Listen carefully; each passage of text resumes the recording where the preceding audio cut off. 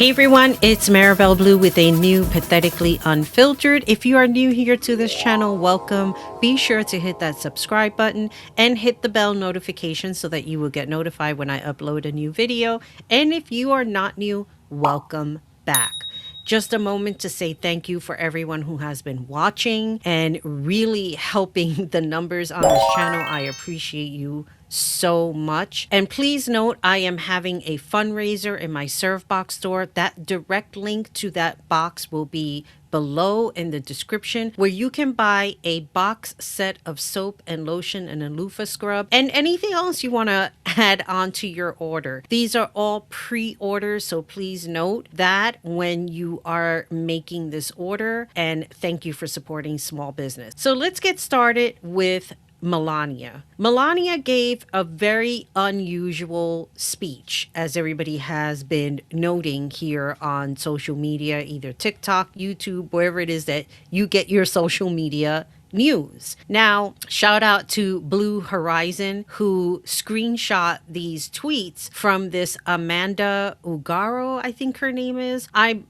apologize if I'm pronouncing it wrong. So there is something definitely going on where Melania felt the need to make this speech. Now, I'm going to share a little bit of Keith Edwards. I'm not going to share the whole thing. I just want to play something that's very important and then play a video that I uploaded on my YouTube Shorts, just so that you can see the timeline of what she said now and what she said going back in the 90s. I am not Epstein's victim. Epstein did not introduce me to Donald Trump. I met my husband by chance at a New York City party in 1998. This initial encounter with my husband is documented in detail in my book, Melania. Well, we actually went through the book and we looked into it, and she's right. That is in the book. Here it is. On chapter 5, hi, I'm Donald. Quote, my boyfriend is throwing a party at the Kit Kat Club tomorrow night. She said, please come. We haven't seen each other in so long. This was a friend of Melania's. Now, this person is not actually defined or named in this book, but I've come to learn that that person is Amanda Ungaro. You're going to hear a lot about her. Here she is with her then husband and, of course, Donald Trump and Melania Trump. Here's Paulo with Melania and Trump. Here's all four of them for our Independence Day post. Here they are again for the New Year's in 2022. Here they are at Christmas time, looking thrilled, absolutely thrilled. So you get the idea. These people were quite close. They knew each other. And the key to all this is Amanda, who knew Melania before any of this, and who likely knows the truth behind so much of what we still don't have answers to. And she's speaking up. So I'm going to go ahead and share the screenshots like post editing, but I'm going to read what was sent to me as far as the tweets is concerned. All right. So the tweets that occurred, it says here a day ago, but by now that I'm recording this, it's been more than a day ago. And from what I understand, also, it's not found on Twitter, which is known as X, which really is the cesspool of X because it's owned by Ilanka. Amanda had tweeted, I will tear down your corrupt system, even if it's the last thing I do in my life. I will go all the way. I am not afraid. Maybe you should be afraid of what I know, of who you are and who your husband is. We'll take legal action against you and your pedo husband. I have known you for 20 years. You knew I was detained in ICE. You were present in my life every year on my son's birthday, even sending Secret Service and being the first to congratulate them back in 2016. Do you know what I think about you after 20 years? And then it continues on. Until you fall as a little chicken, I have nothing left to lose in my life. I will tear down the entire system. Be careful with me, bitch. I will tear down your corrupt system, even if it's the last thing I do in my life. Needless to say, this is a woman who was very, very close with Melania. And also, what I found very strange indeed is that she said she met her husband in 1998. Did she not just say that? But yet, here she is on an interview saying this. If he did ask you to marry him, would you say yes? No, I don't want to comment about. You don't want to that. comment No. on that. You said that before, that you said yes, you would say yes. I mean, it's in the publications that I read.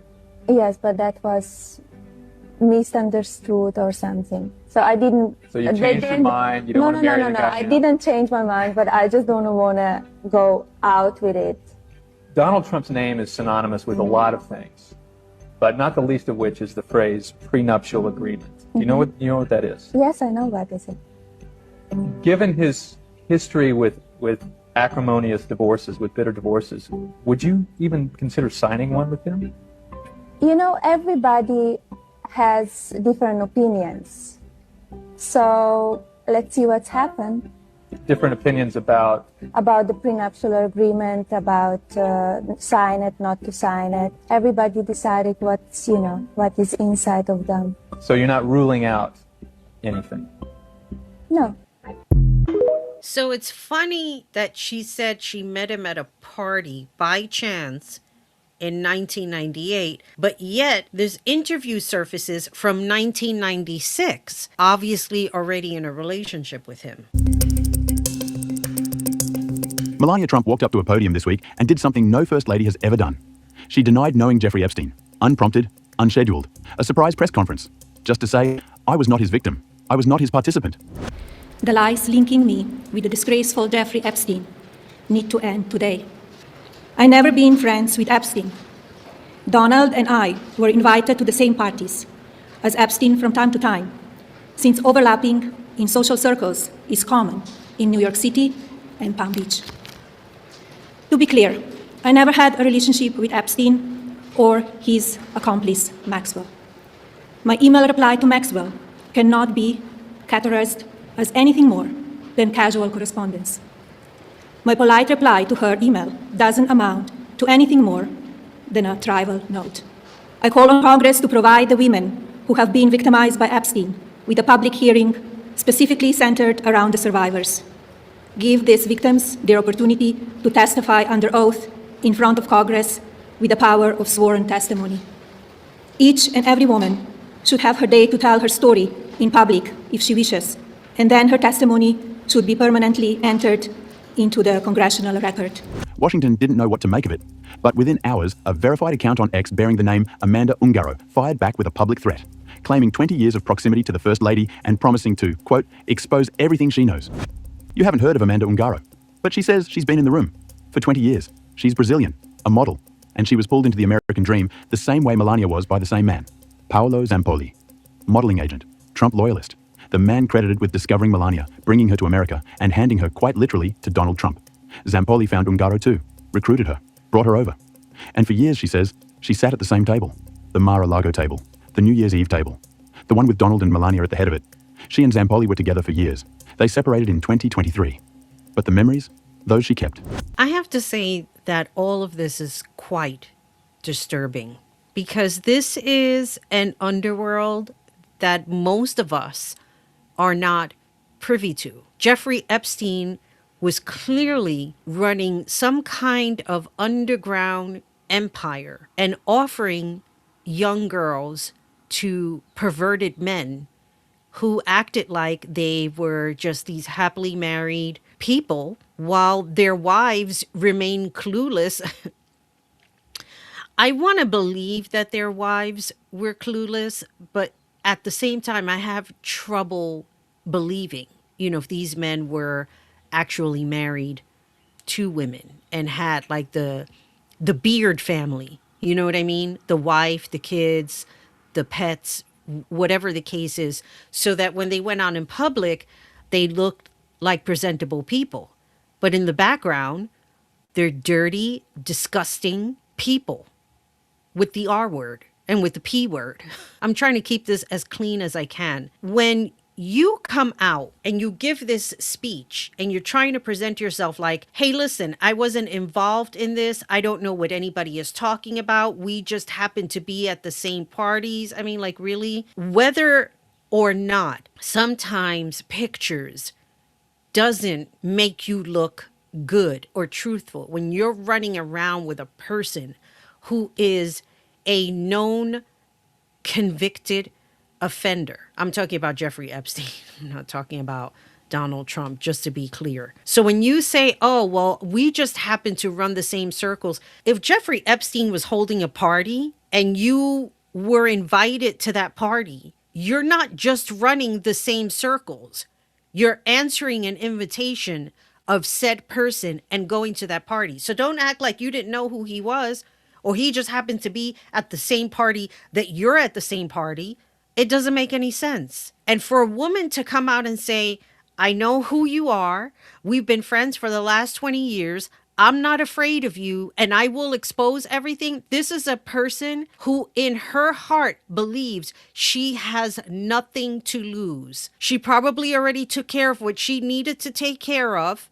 If she has assets that she left to her children, knowing full well, making an exposure of this enormity could cost her life. But she's willing to do that because maybe she's just fucking tired of the bullshit. And who isn't? Anybody who's normal, who thinks normally, that knows this insanity isn't normal, being a pedo isn't normal, and that being that type of person is not redeemable, they are not redeemable people. Mark my words. I've been saying it since the 90s.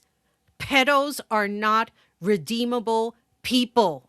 There is something not right in their head that they're just going to keep doing it because they are sick people. And if she feels that she has nothing to lose, that this is the time that she's going to expose everything, then more power to her. That's what I say. Do it. Expose it. Say everything. I don't know if it's going to wake up MAGA people. I think the MAGA people who wholeheartedly believe in this admin, especially the men, you are cut from the same cloth. When you're sitting there defending it, you are it. You are the people that we need to stay away from because you're also not redeemable when you think it is okay. And it's not. You're making a speech. Hey, I'm not part of it. You are part of it. You're trying to fan out the flames that's in front of you because you know what's coming. We are living in some weird times, people. Some very weird times. And I'm absolutely drained of it.